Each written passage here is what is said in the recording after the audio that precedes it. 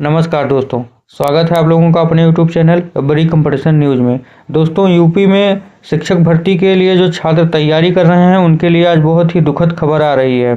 क्योंकि शिक्षा मंत्री संदीप सिंह ने आज सदन में एक बहुत बड़ा बयान दिया है। उन्होंने सवालों को जवाब देते हुए कहा है कि यूपी में प्राइमरी की कोई शिक्षक भर्ती अभी नहीं आएगी। आज शिक्षा मंत्री संदीप सिंह ने बहुत ही स्पष्ट शब्दों में यह बयान जारी किया है कि शिक्षक भर्ती यूपी में अभी कोई विचाराधीन भी नहीं है और ना ही अभी कोई आने वाली है। तो उन छात्रों के लिए बहुत बड़ा झटका और आघात है जो छात्र पिछले 6 वर्षों से यूपी में शिक्षक भर्ती के लिए तैयारी कर रहे हैं और खासकर प्राइमरी भर्ती के लिए। तो जो छात्र प्राइमरी भर्ती के लिए तैयारी में लगे हुए हैं उनके लिए बहुत ही झटका है, क्योंकि शिक्षा मंत्री संदीप सिंह ने आज ही बड़े स्पष्ट शब्दों में कहा है कि अभी यूपी में कोई भी शिक्षक भर्ती नहीं आने वाली है, क्योंकि उनका जो छात्र और शिक्षक अनुपात का जो रोना है अभी भी जारी है। वो बता रहे हैं कि हमारे पास जितने भी टीचर और छात्र का अनुपात होना चाहिए वो सभी पूरा है, इसलिए अभी कोई भी भर्ती की ज़रूरत नहीं है। तो 6 वर्षों से आप लोग प्राइमरी भर्ती के लिए तैयारी कर रहे हैं और यहाँ सी टेट बार हो ही रहा है, साल में 3 बार हो रहा है। यूपी टेट तो पता नहीं है 2021 के बाद कब होने वाला है। फिलहाल जो छात्र तैयारी कर रहे हैं उनके लिए तो बहुत ही बड़ा झटका है, क्योंकि बार बार शिक्षक मंत्री का एक ही बयान है कि यहाँ छात्र और शिक्षक अनुपात जो होना चाहिए हमारे यहाँ बराबर है और हमें अभी शिक्षकों की कोई आवश्यकता नहीं है। जैसे ही हमें शिक्षकों की आवश्यकता होगी वैसे हम भर्ती करेंगे। तो बहुत ही आज दुखद खबर आप लोगों के सामने है। तो आज हम आपको सुनवा रहे हैं कि जो अभी शिक्षा मंत्री संदीप सिंह जी ने बयान दिया है सदन में, आप लोग सुनिए। माननीय अध्यक्ष महोदय, माननीय सदस्य ने शिक्षकों को लेकर के सबसे पहले जो सवाल पूछा है उस संबंध में मुझे जानकारी देनी है, आपके माध्यम से सदन को अवगत कराना है कि जो हमारे वर्तमान में जो हमारी छात्रों की संख्या है, उन छात्रों की संख्या को देखते हुए जो हमारे पास में शिक्षक हैं, मैं इसमें शिक्षकों को ही केवल सम्मिलित कर रहा हूं, सहायक अध्यापकों को,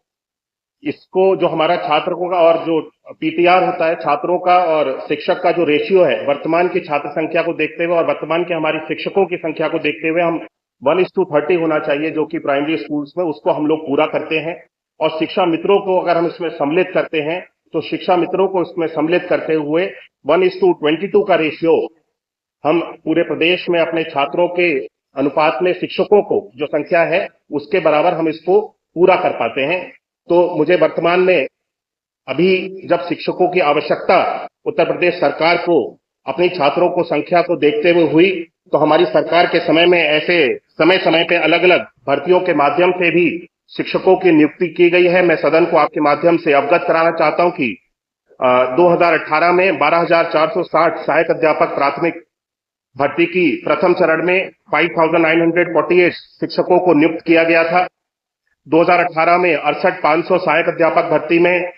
45,567 शिक्षकों को नियुक्त किया गया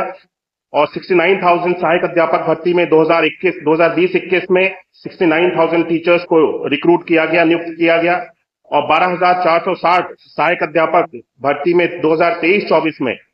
5,856 शिक्षकों को नियुक्त किया गया। ये मिलाकर के कुल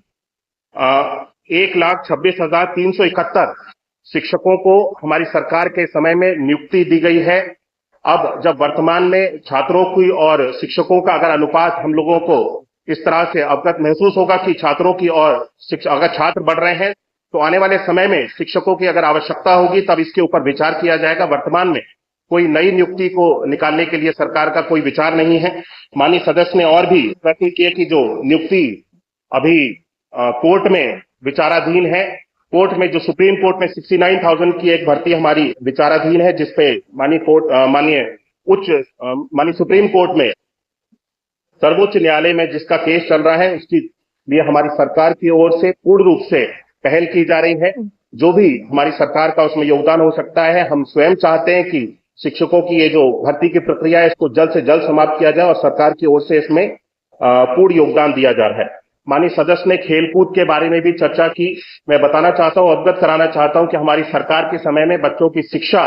के ऊपर तो हम लोग ध्यान दे ही रहे हैं, लेकिन बच्चों के ऑलराउंड डेवलपमेंट में खेल का भी बहुत बड़ा योगदान है। हम समय समय पे प्रदेश स्तर पे, जिले स्तर पे अलग अलग प्रतियोगिताओं को ऑर्गेनाइज कराते हैं, जिसके लिए यहाँ से धनराशि की व्यवस्था भी की जाती है और हर एक विद्यालय में बच्चों को खेलकूद के उपकरण को भी उनको उपलब्ध कराने के लिए भी हर विद्यालय को अलग से हमारी सरकार के द्वारा, शासन के द्वारा धनराशि दी जाती है, जिसके माध्यम से बच्चों के लिए विद्यालय स्तर पे जाकर के खेलकूद के उपकरण परचेज किए जाते हैं और जिससे बच्चे खेलकूद में जिस भी क्षेत्र में जिस भी खेल में उनकी रुचि हो, उस खेल में आगे बढ़ सकते हैं।